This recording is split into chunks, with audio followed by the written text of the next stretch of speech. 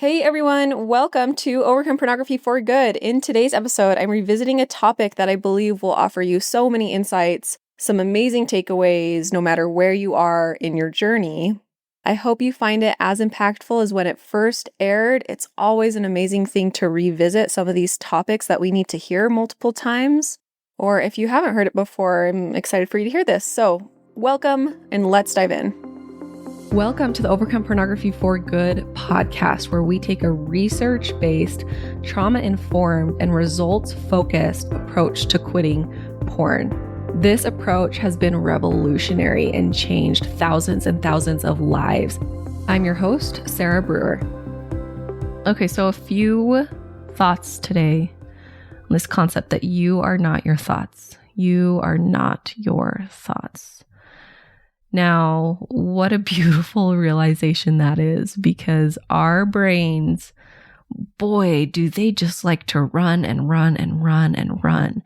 And they are programmed to be negative. Like our brains are not necessarily programmed to think positively or to even think in ways that are in our highest interest. Our brain is programmed to keep us safe and to keep us from doing the least amount of effort as possible. One thing I noticed about my brain too, I had a moment the other night where I was just laying down and all of a sudden, like my brain just comes up with the scariest stuff. Like I hear a noise and all of a sudden my brain's like, there's a murderer in your house and he's going to cut your head off. Like something so crazy. And like just goes really extreme, like 0 to 1,000 really quickly. And I had this moment where I just, instead of getting mad at my brain and being like, why do you always do this? Why do you always just have to go the most extreme, make it the worst possible scenario? All it was the dryer. It was just the dryer. Why are you freaking out? I just kind of giggled with it. And I said, you know what? Good job, brain. You're trying so hard just to come up with the most intense, scary thing, and you're doing a really good job at it, and I had this moment almost where I was laughing with my brain, teasing it a little bit, like, good job. You're really following through on that job description of making sure I'm aware of the most horrible possible thing that could happen in any given moment. Just, it released some of the pressure and frustration and fear around it. This is what can happen when we start to be the observer of our brains instead of being our brains, right? We can be our brains and be our thoughts, or we can be the observer of our brains and be the observer of our thoughts. I almost titled this podcast episode, Be the Boss of Your Thoughts. Like be in charge of your thoughts, be the boss of your thoughts. But I was pretty immediately like, no, that feels yucky, because the reality is our thoughts don't need to be bossed around and we can't always just control them. When I wanted to use that title, initially what I was thinking was, let's be careful not to just default to our thoughts and just believe everything our thoughts tell us. So many people go about in life just defaulting to whatever thoughts it is that they have that come up at any given moment. They're not questioning their thoughts. Your brain tells you this, and so it is. I'm really cringy, and so it is, right? I'm really not good at this, and I'm fat, and I'm ugly, and so it is, right? We don't even stop to question our thoughts. We just let our thoughts run our life. And that is just a hard place to live, truly. It is. And what a gift it is to understand and recognize and to learn that thoughts are not just fact. And you do not have to believe everything you think. In fact, it would be really interesting if you were to commit to, for the next 24 hours, to just observe your thoughts as much as possible. So as soon as you notice your brain thinking about something, you're just observing it and maybe even taking notes on the patterns that come up. How many times do you think about this thing? What are your common thought patterns around this thing? When it comes to pornography, let's observe. What are we thinking about it? How often are we thinking about it? What are the main thoughts, beliefs, and thoughts around it? And just taking note, not to necessarily judge them, but just to start to see patterns.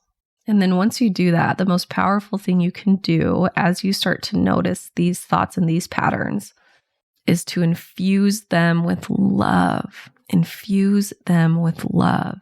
And so really we're stepping into this place where we're living not from the thoughts or not from the parts of us that are having these thoughts, but we're living from love. And love is responding to and helping and loving all of these thoughts. So let me give some examples here. Say you're having a lot of thoughts about how, why do I just want porn? Why am I looking at porn? I'm so ashamed. I don't even want to think about it. I don't want to talk about it. I'm so stressed about it. You're starting to notice all of these patterns around thinking, your thoughts about pornography use. I'm stressed about it. I hate it. What's wrong with me? I'm never going to be able to quit. And then so you notice those, and then you infuse them with love. I know you're scared. I know you're stressed. I know you've been working really, really hard at this, and you've been putting a lot of time and effort into this. And I know it's been difficult. And you infuse with love and love and love. And I love you, and I've got you. And I'm so I love your heart. Look at how good your heart is. And then you let love guide. You let love be your guide. So I know you're just stressed right now, and I know you really want to go look at porn. And it's okay. It's okay to be stressed. It's okay to want to look at porn. And instead, let's go over here and let's breathe through this. Let's do some mindfulness practices around this.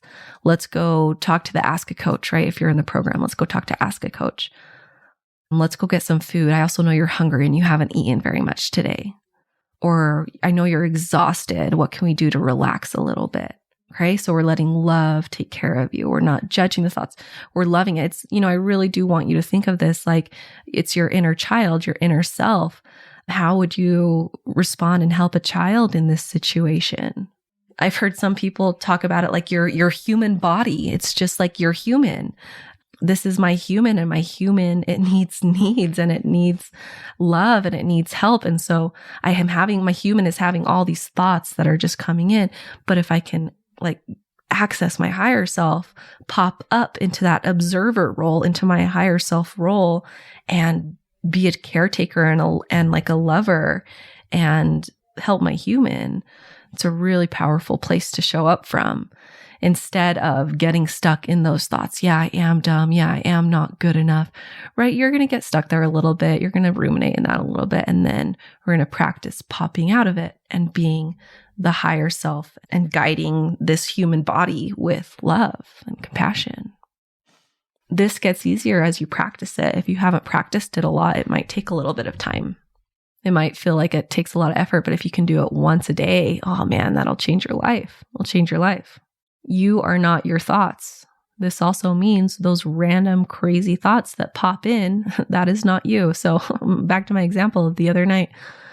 I'm laying down and my dryer makes a noise and my thoughts immediately go, there's a murderer in your house, right? Someone's going to come and chop off your head, something crazy.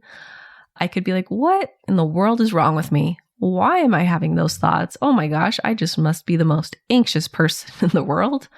There is something severely wrong with my brain for it to go that extreme. Or I can go, oh, I'm not my thoughts. You know what? As humans and as human brains and human bodies, we just sometimes can't control every thought that pops into our head. This is the same with sexuality and sexual thoughts, okay? I am not my thoughts. I am not my thoughts. What I am is I am the part that can respond to my thoughts. I am the part that has the power of response. So, I can respond with love to those thoughts. You know what? I hear you. I love you. I know you're scared, and I can even tease I can go into that teasing my brain a little bit if I want. Good job, brain. Look at you. Look at you just coming up with the craziest things ever. You're so good at it. You've really mastered that job description of coming up with the craziest things possible. You're very entertaining. Good job, Or good job, brain. I know you're just looking for pleasure. You're just looking for pleasure. You're just looking for something to distract you. You're really good at it. And I know what's going to really help us feel better. And what's really going to help us feel better is not going and binge watching some pornography. It's going to be like, let's go drink some water. Let's go get some rest. So you are not your thoughts. Let's just love our thoughts. Let's love our thoughts. Let's love our inner child. Let's love our inner human. And let's not just give our lives over to our thoughts. Okay. Kind of back to that idea of, you don't have to just let your thoughts boss you around and rule your life. And I think so many people just walk around and are not even aware of that. They're not even aware that they're just letting their thoughts control their lives, or they're not questioning thoughts. They're not looking at thoughts objectively. They're not wondering, is this true or is this helpful? They're just, oh, here's this thought. I believe it and I go with it. Oh, I am not a morning person and I am bad with money. And they just go with it instead of, hold on. Is that true? Can I prove that in court? Is that a belief? Okay, so let's practice being the observer this week. You guys have a great rest of your week. Hope y'all, are staying healthy coming into the holidays, and we will talk to you next week. Bye-bye. I want to invite you to come and listen to my free class, How to Overcome Pornography for Good Without Using Willpower.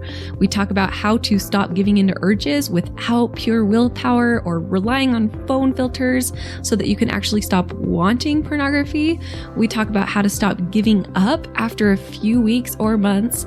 And spoiler alert, the answer isn't have more willpower. And then lastly, we talk about how to make a life without porn easily sustainable and permanent. If you're trying to quit porn, this class is a game changer. So you can go and sign up at sarahbrewer.com/masterclass, and it is totally free.